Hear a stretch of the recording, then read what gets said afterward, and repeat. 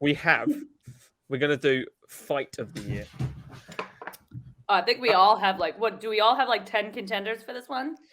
I got 5. I got 3 that I put down. I have literally 5 they're on my mixed. paper. Okay, hit me. Oh, me? Yeah, all right, I think the obvious, most recency bias would be Chandler versus Gaethje because it just blew us all out of the water. Mm-hmm. Yeah. But the one my top pick, and I don't even need to discuss the other ones, is Yair versus Holloway because everybody was sleeping on Yair, forgetting who he actually is as a fighter, and he showed the fuck up against Holloway, who we all know is an incredible boxer, arguably one of the best boxers in MMA, not just UFC, in MMA. Like if you watch how he moves, how he reads, he coaches his fucking opponents as he's fighting them. Mm-hmm. You know, he's incredible. And that fight was just so much fun to watch from start to fucking finish. And their sportsmanship afterwards is really what solidified it. They both showed immense respect for each other. That's my pick. I like but Volk and Ortega's up there too. Mm-hmm. There's a lot of them. I can say that's my pick because I did have that on my list for sure. How can you not? If you all have to have that written down somewhere. Yeah. I do think Volkanovski was in control for the majority, but the moments that Ortega had nearly submitting him and the fact that Ortega didn't tap and his head is turning purple was just incredible. I thought that was an amazing fight, obviously in one of the biggest spots you can be in. So I would have no problem putting that in there for sure. I'm fine rooting for it too.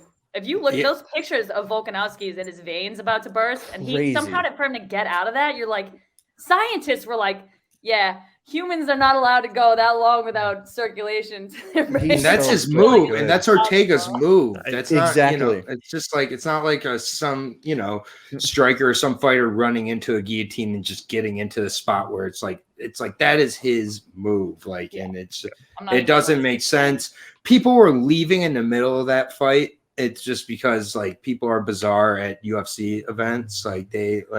Literally just if any casuals are watching, I don't understand you, and I'd like to talk to you for about an hour. Just I'd rather not talk to you. I don't want to understand but honestly, that was unbelievable. I loved the second Rose Wiley fight though. I thought that was as close can get. Sometimes splits I disagree with. I think that's a spot where a split is definitely warranted.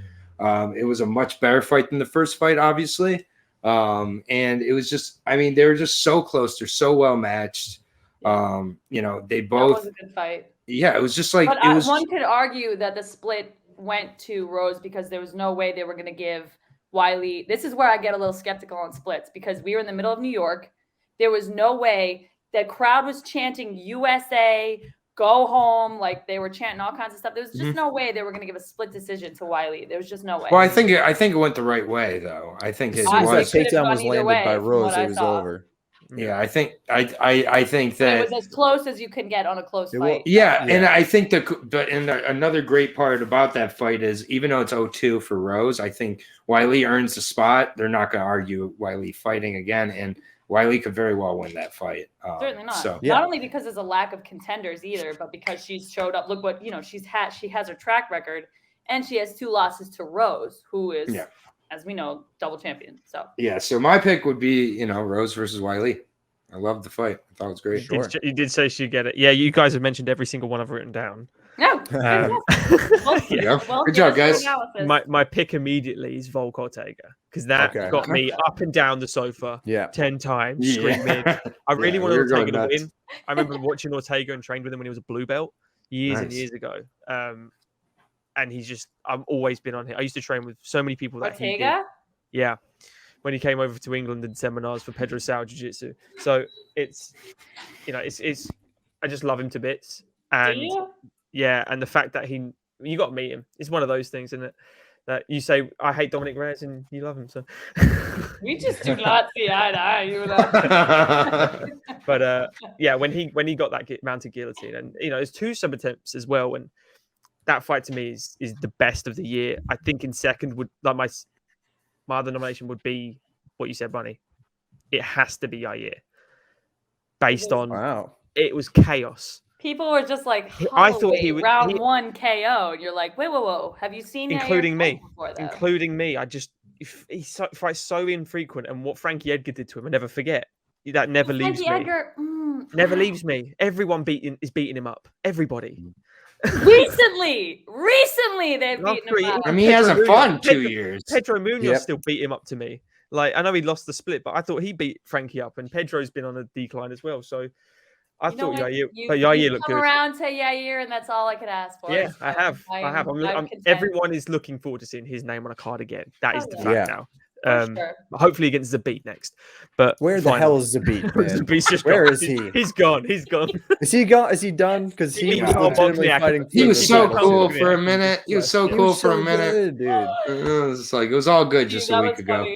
Where the hell is he? Where is he was like number 2 in the division. This video is where he just left. Yeah. He seemed like really not interested in fighting better fighters. So he's like, whoa, wait, what? I don't get to fight Derek Minner anymore? Like, I can name a couple fighters who just want to pick out cans. Derek Minner is exactly what I think of when I think of a not good fighter in the UFC. Hey, come on. Minner chicken dinner. I have another one I want to throw out there. Minner chicken dinner. Sam Alvey's still in the UFC. You don't see you talking shit about. Oh God! He's got a fight coming up too, dude. Don't turn me into a Sam Alvey defender. I want to throw this one out there. If you guys remember, early 2021, I think this was January or February. It was Mike Davis and Mason Jones. Hell yeah! On the prelims. That was a fucking great prelims, fight. no less. Mike Davis. These guys were just going back and forth. Mason Jones was taking like the heaviest shots, and he just kept coming forward. It was an unbelievable fight. Yeah. I love that you mentioned a prelim fight, even though they are 2 bigger names. Like, you're like, prelims, really? But I love the fact that you named a prelim fight. That's fucking awesome. I just remember it being one of the coolest fights, and I know it's so early in the year, but you still remember that. Cage Warrior double champ Mason Jones coming over. Right. He's good, man. He's good. My man. So Mike Davis. Like that one. If he could just not eye poke gassed out Brazilians in the second round when he's been beating them up. Where? That's a great one. And we've got many coming up here with Davis versus Jones in January 20. Early. That's the thing. You got to go back because there's been so many incredible fights since that the recency bias is hard not to. You're like, but early 2021 had some fucking unbelievable. Oh, can I just say one that's preliminary card? This is one that definitely won't ever win it, but bare knuckle fighting at Knucklemania, Taylor Starling over Clarissa Siegel. Oh my that God. fight was unbelievably awesome. Taylor Starling is an absolute badass fight. Like seriously, they like go back and forth in that fight for like 5 rounds. What else are you gonna do in bare knuckle fighting? You go back. The only reason it's usually bare knuckle fights end within 30 seconds. Usually, yeah, but that's my. It's one of the best. It's not MMA. I hate bare knuckle. Well, it's one of the best fights of the year. Taylor, we're a Killer B family. That's who we rep. It's not even biasness. It's really not. It's one of the best fights. Shout of out the Fight Bananas. Yeah, shout out to Fight Bananas. Shout out to Dave Van. And you know what? Bare knuckle almost signed. There was talks that bare knuckle was going to sign Diego Sanchez too. And I was like, if they do that, that is proof they don't give a flying fuck about. Yeah, but no, Eagle FC doesn't care. But that's fine. That's fine. Nothing is confirmed yet, though. So, is it confirmed? I think it is confirmed. There's been a lot of almost. Confirmed, I'm pretty sure it's official. It's as confirmed as Cowboy versus Paddy. I'll pay you whatever they're gonna pay you to not fight, dude. I'll pay you double. Just don't fight, bro. Oh man, perfect. Okay, go for it. Voting time. Mine is Ortega Volkanovski. I'm with you. Another one. Honestly, my heart's going with. I preferred Yair, but I'll vote Ortega because that's the one that. Volkanovski. Because fuck Ortega. I'm rooting Volkanovski. I have his tough jersey upstairs. Team Volk. Oh, nice, man.